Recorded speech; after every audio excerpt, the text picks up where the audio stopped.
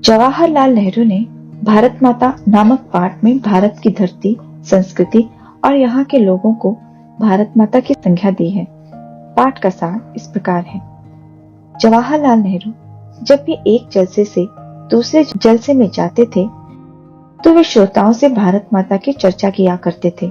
विशेष रूप से वे किसानों से अपने देश और आजादी की चर्चा अवश्य किया करते थे। वे उन्हें बताते कि कैसे उत्तर से दक्षिण तथा पूर्व से पश्चिम तक पूरा देश एक है और उनकी समस्याएं भी एक हैं। वे उन्हें खैबर दर्रे से लेकर कन्याकुमारी तक का हाल बताते थे और कहते थे कि देश के सभी किसान उनसे एक ही तरह के सवाल करते हैं।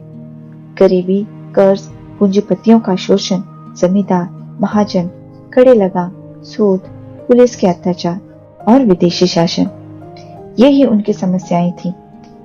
नेहरू जी ने कोशिश की कि भारतवासी पूरे हिंदुस्तान के बारे में सोचे तथा विदेशी शासन से छुटकारा पाए। जवाहरलाल नेहरू अपनी बातचीत में चीन, स्पेन, अबिसीनिया, यूरोप, मिस्र और पश्चिमी एशिया में होने वाले संघर्षों का भी वर्णन किया करते थे।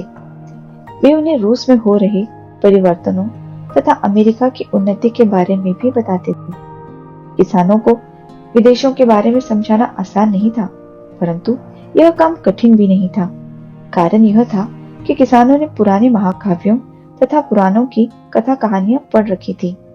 कुछों ने तीर्थ यात्राएं भी की हुई थी। इस बहाने वे देश की चारों धामों की यात्रा कर चुके थे।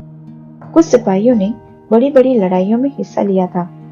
कुछ लोग 1930 में आई आर्थिक मंदी के कारण दूसरे देशों को जानते थे। कभी कभी नेहरू जी का स्वागत भारत माता की जय के नारे से होता था। तब वे किसानों से भारत माता के बारे में पूछते थे। प्राय इस बारे में उन्हें जानकारी नहीं होती थी। एक हट्टे कट्टे जाट किसान ने उन्हें बताया था कि भारत माता का अर्थ है भारत की धरती।